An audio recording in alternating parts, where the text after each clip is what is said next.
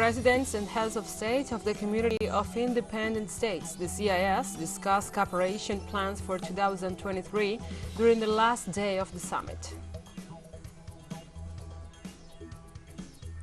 U.S. President Joe Biden declared an emergency state in the state of New York to cope with the impact of a severe winter storm. And also in Spain, pilots continue to strike, leading to the suspension of at least 30 flights in the last 24 hours.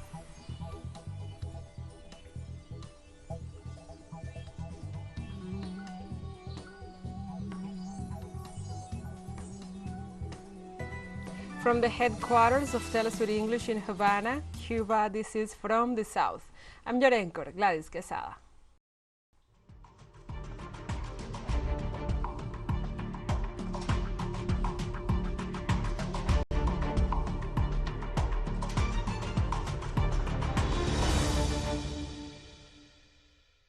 And now we begin with the news. On Monday, the Peruvian Public Prosecutor's Office raided the homes of former Minister of Defense Walter Ayala, who served during the government of President Pedro Castillo, and of a group of national police generals investigated for alleged irregular promotions in the security forces in 2021. According to preliminary information, the operation will be part of the investigations against the former minister and other police generals for the case of irregular promotions in the armed forces and the PNP that will have taken place during the administration of former President Castillo. The raid started in the office of the former defense minister, where the entrance had to be forced, and continued in his house, where Ayala allowed the entrance of the personnel in charge of the operation. Elements such as a laptop, documents, and a mirror copy of his personal computer were seized.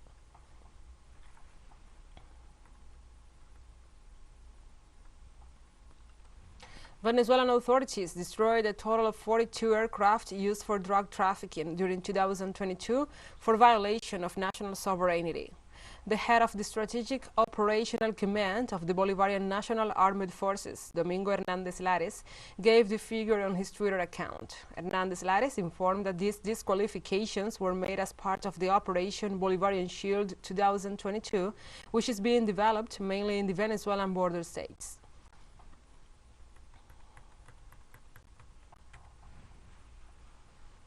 And the president-elect of Brazil, Luiz Inácio Lula da Silva, called for tranquility and peace in the country in light of the turmoil caused by the arrest of a follower of President Jair Bolsonaro accused of terrorism.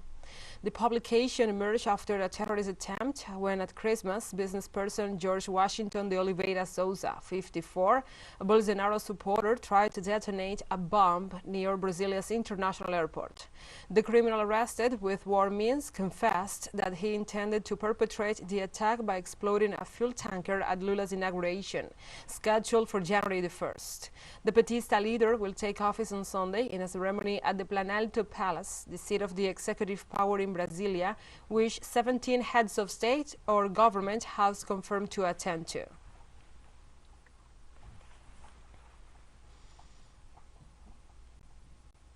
In the Eastern Caribbean, a proposal to establish a ferry service known as ferries through public-private partnerships has ruled out Barbados out of the 4 possible routes. The document was prepared by Diego Aita, the Associate Economic Affairs Officer at the Economic Commission for Latin America and the Caribbean. The report details 4 possible routes. The first one includes Colombia, Aruba, Bonaire, Curacao, and Trinidad and Tobago. The second one includes Trinidad and Tobago, Guyana, and Suriname. The third one links Puerto Rico, Antigua and Barbuda, Guadeloupe, and St. Lucia. And the fourth one includes St. Lucia, St. Vincent, Grenada, and Trinidad and Tobago. Even though CARICOM seeks to promote better and more seamless connectivity within the region, ICLAC's proposal is still considered incomplete as it does not include Barbados.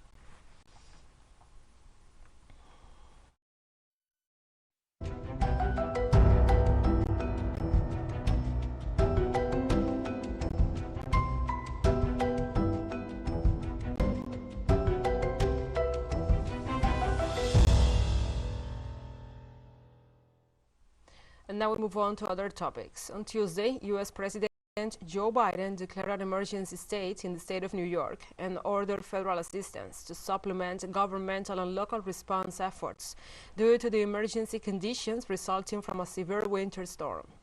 The President's decree authorizes the Department of Homeland Security and Federal Emergency Management Agency to coordinate all disaster relief efforts intended to alleviate the hardships and suffering caused by the emergency on the local population and to provide appropriate assistance for required emergency measures authorized under Title V of the Stafford Act to save lives and to protect property and public health and safety, as well as to lessen or avert the threat of a catastrophe in the counties of Erie and Genesee.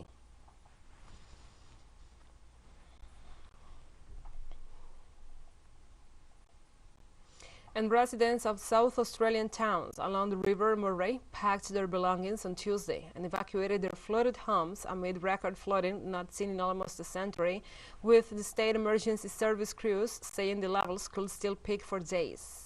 State Premier Peter Malianuskas said the volume of water which has been coming down the river was the highest for 50 years. Flood waters have been sweeping down the Murray for weeks, with peaks for towns downstream of rainmark still expected to come. South Australian authorities issued the urgent warning for parts of the river just days before Christmas after the River Murray's warning levels were raised to the major flood alert level.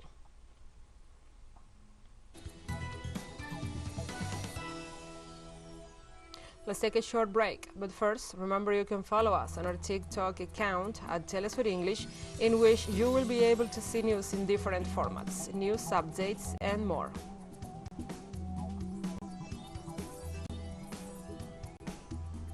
Other stories coming up, stay with us.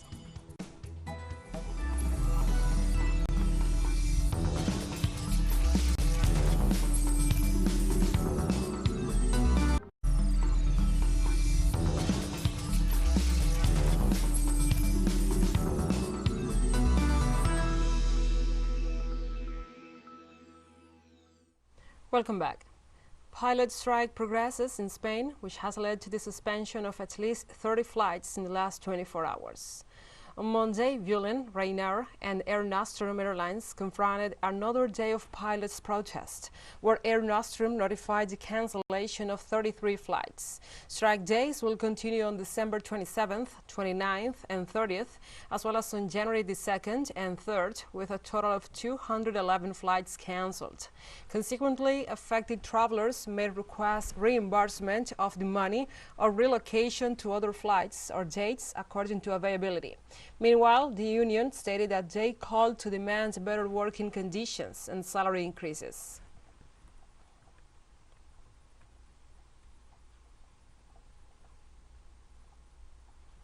And members of France's Kurdish community and others held a silent march to honor 3 people killed in a shooting at a Kurdish cultural center in Paris that prosecutors stated was motivated by racism. Meanwhile, Turkey summoned France's ambassador over what it called black propaganda by Kurdish activists after the shooting. On the other hand, Paris prosecutor's office said a 69-year-old Frenchman was handed preliminary charges of racially motivated murder and weapons violations over Friday's shooting. The suspect told investigators that he had wanted to kill asylum seekers or foreigners and then had planned to kill himself, and said he had a pathological hatred of non-European foreigners.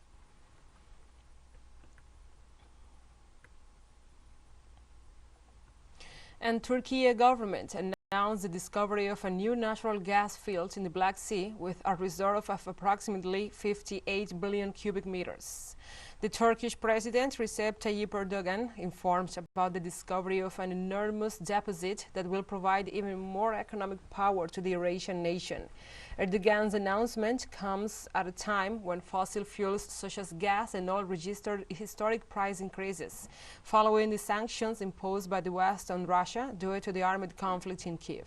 On December 19th, the leaders of Turkey, Azerbaijan, and Turkmenistan held a meeting where they determined a roadmap for the supply of Turkmen gas to Turkey in what seems to be an alliance regarding the energy crisis that is affecting the countries of the European Union.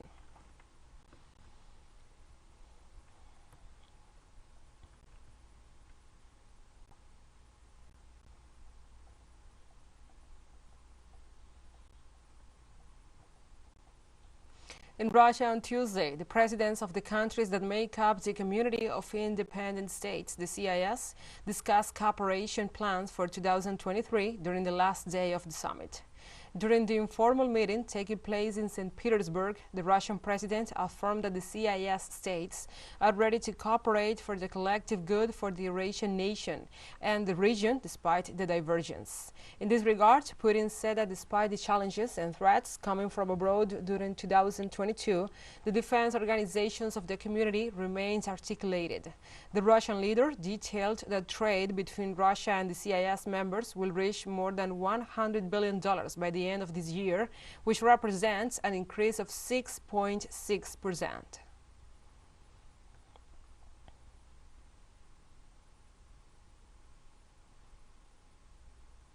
On Tuesday, Serb protesters in the city of Mitrovica in northern Kosovo erected new barricades, hours after Serbia said it had put its army on the highest combat alert following weeks of escalating tensions between Belgrade and Pristina. According to Serbia's defense ministry, in response to the latest events in the region and its belief that Kosovo was preparing to attack Serbs and forcefully remove the barricades, President Aleksandar Vučić had ordered Serbia's army and police to be put on the highest alert.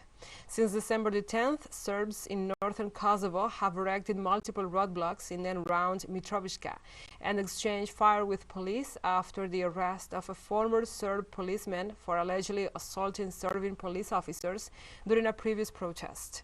Around 50,000 Serbs live in the northern part of Albanian majority Kosovo and refuse to recognize the Pristina government or the state, as they see Belgrade as their capital, and are backed by Serbia, from which Kosovo declared independence in 2008.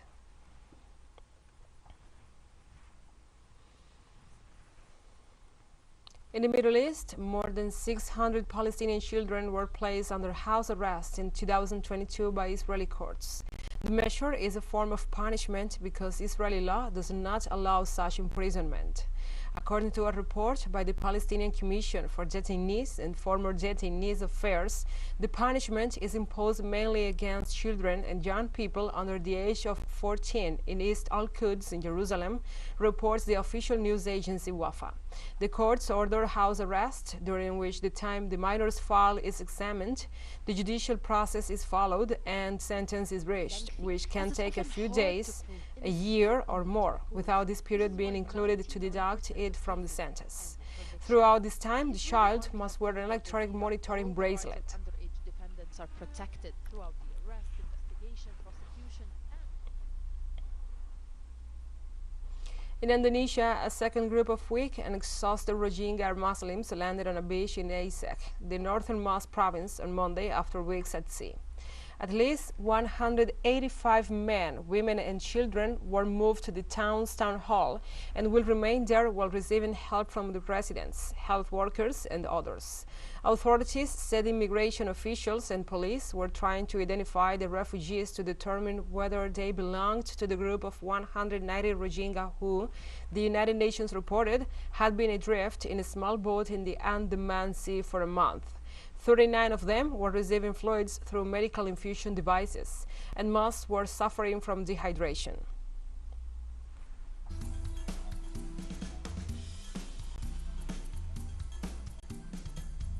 And we have more news coming up after a final short break, so stay with us.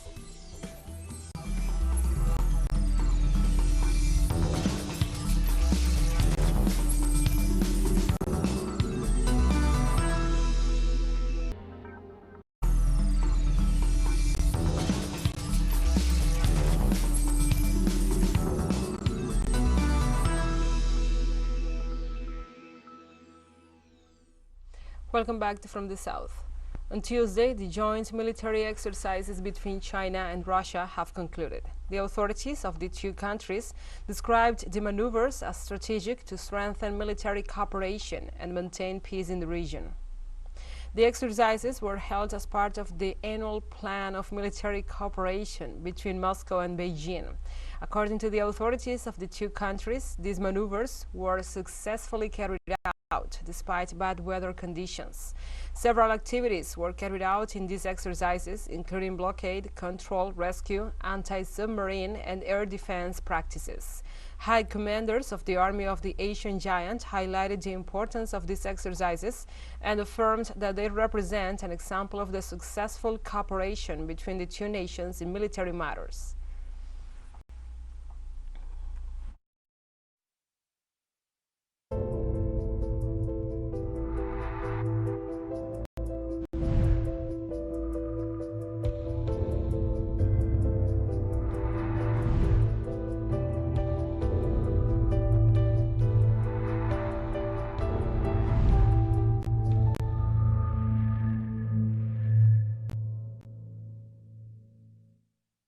Now we move on to other topics. On Tuesday, Prime Minister Fumio Kishida announced Japan will tighten its border controls for visitors from China beginning December the 30th in response to a surge in coronavirus infections.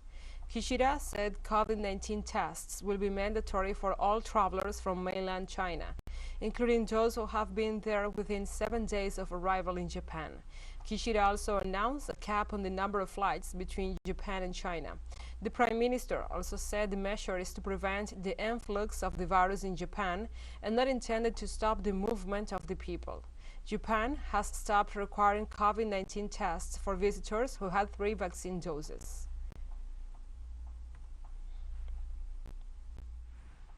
Reports of the rapid spread of infections in mainland China, information from central and local authorities, government or private organizations are largely different. The situation makes information gathering very difficult, and there are growing concerns in Japan. Considering this situation, we decide to introduce a temporary emergency measure to visitors from China. We will introduce this as soon as possible. This will come into effect at 12 a.m. midnight on December 30th. On Tuesday, South Korea's President Yoon Suk-yeol called for stronger air defenses and high-tech stealth drones, while the military apologized for failing to shoot down North Korean drones that crossed the border for the first time in 5 years. South Korea's military scrambled warplanes and attacked helicopters on Monday, but they failed to bring down any of the North Korean drones that flew back home or disappeared from South Korean radars. On Tuesday, the military again launched fighter jets and attacked helicopters after spotting suspicious flight paths at the frontline area. A local county office sent emergency text messages notifying residents of a new batch of North Korean drones, but the military later said it was a flock of birds.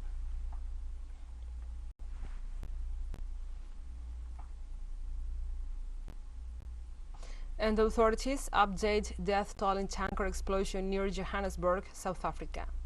Initially, the authorities reported 10 deaths, which were later increased to 15 in an update of the figures on Sunday, while on Monday, another 3 deaths were added for a total of 18. It was learned that part of the victims worked at the Tambo Memorial Hospital, where 37 other people were also seriously injured. The magnitude of the explosion caused considerable material damage in a radius of 500 meters, and according to the report, the truck was loaded with 60,000 liters of LPG gas, which conditioned the incident.